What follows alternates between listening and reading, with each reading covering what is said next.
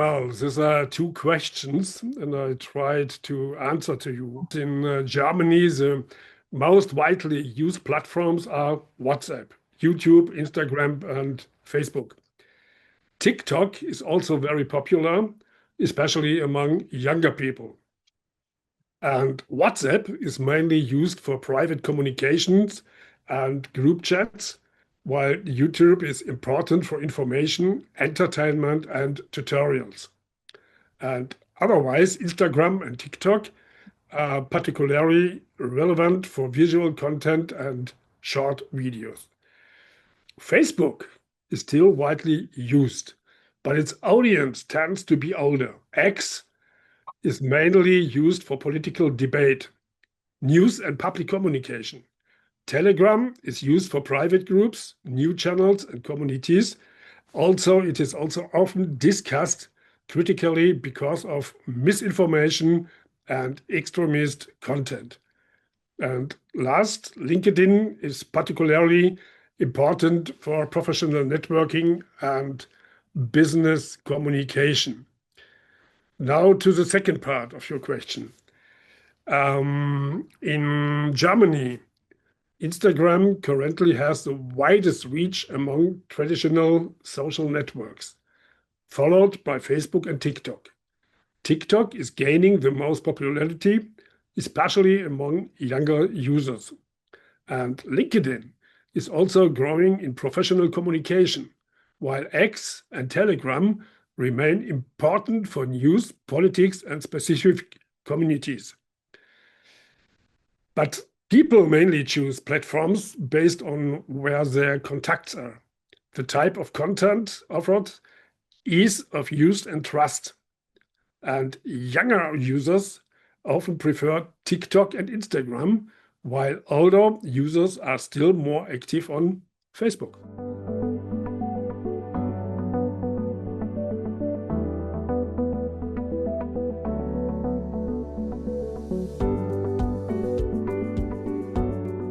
That's very interesting. First, I do not think this question can be answered clearly, because both traditional media and social media remain relevant. Their influence depends on what kind of information people are looking for and how critically they evaluate it. Remember, since around 2013, political debate in Germany has become increasingly aggressive, especially online. And political information, therefore, needs to be checked very carefully. Studies and election analysis also show that different social groups use different sources. The AfD, the party of AfD, support trends to be stronger among voters with lower levels of formal education, while the Greens prefer comparatively well among university-educated voters. These are two contrasting groups that may also have very different media habits. So I think what is clear, or better, what is clear is that political bashing, emotional manipulation, and fake news are often used strategically. Social media are particularly effective channels for spreading this kind of content quickly and directly. And now to the second part of your question, it's, well, it's very, very difficult, but I think the government, the opposition parties, and civil society organizations all use a mix of traditional media and social platforms, because government institutions really mainly on official websites, press conferences, public broadcasters, and warning systems for urgent information. Opposition parties use Instagram, TikTok, Facebook, and X more strongly for campaigning and political debate.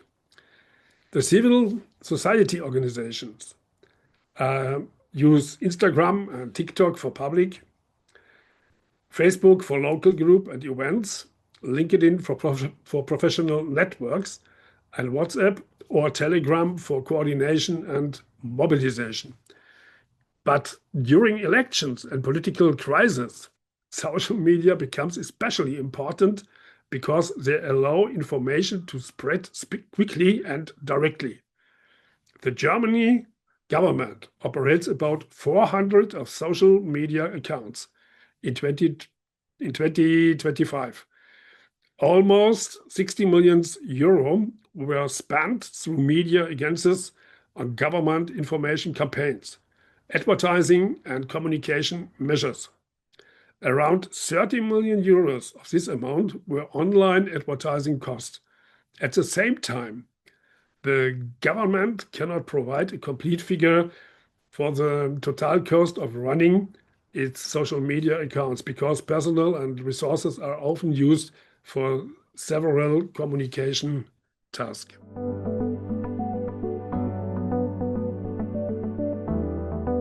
Okay, 2 questions, 2 answers. The political parties and the leading politicians are the most active users of social media in Germany, especially during election campaigns, naturally. Opposition parties often communicate more aggressively and directly than government institutions. The civil society organizations are also very active, particularly on Instagram, Facebook, LinkedIn, and TikTok. I told so. Government officials use social media regularly, but they still combined it with the press conferences, official websites, and traditional media. Among political parties, the AfD has been particularly successful in generating engagement on platforms such as TikTok, Facebook, and X. And now the other way, for whom has social media become a primary tool of communication?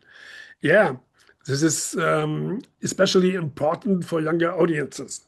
In Germany, example, 63% of people use social media at least weekly. Instagram reaches about 40%, Facebook 31%, and TikTok 20%.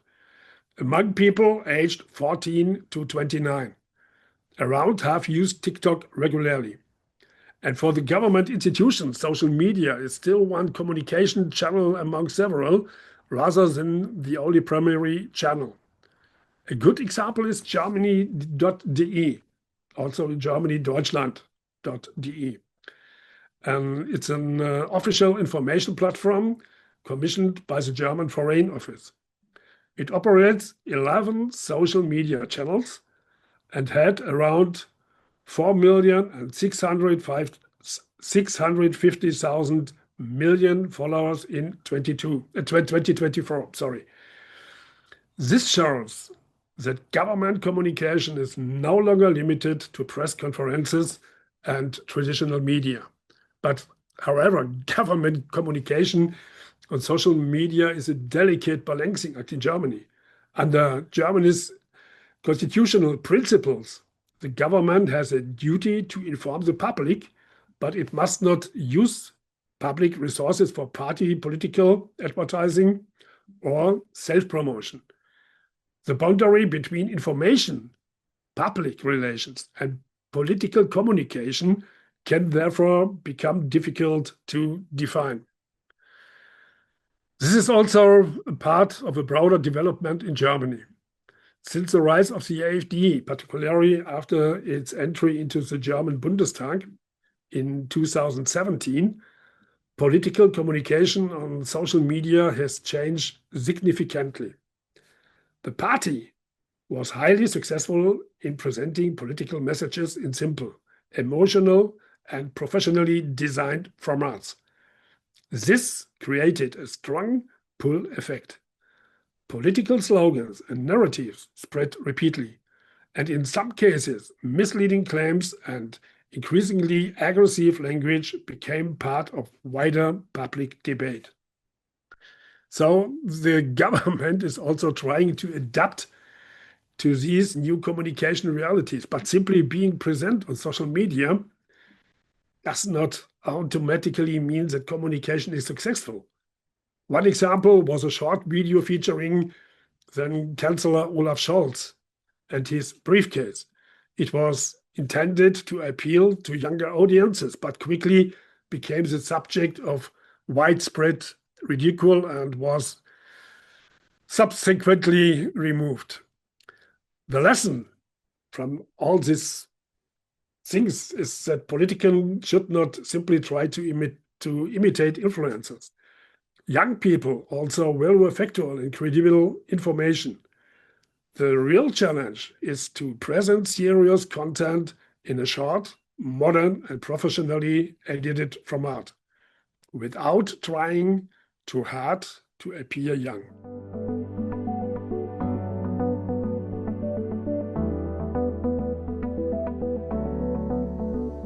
This question is very difficult to answer with certainty.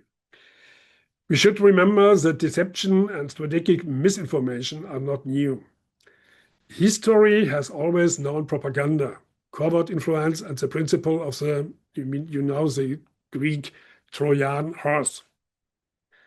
Today, every political party and every state promotes its own interpretation of events.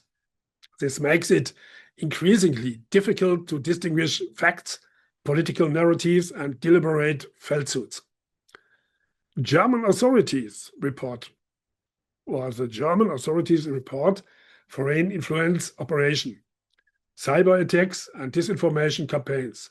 At the same time, it is also true that intelligence gathering is not limited to one country.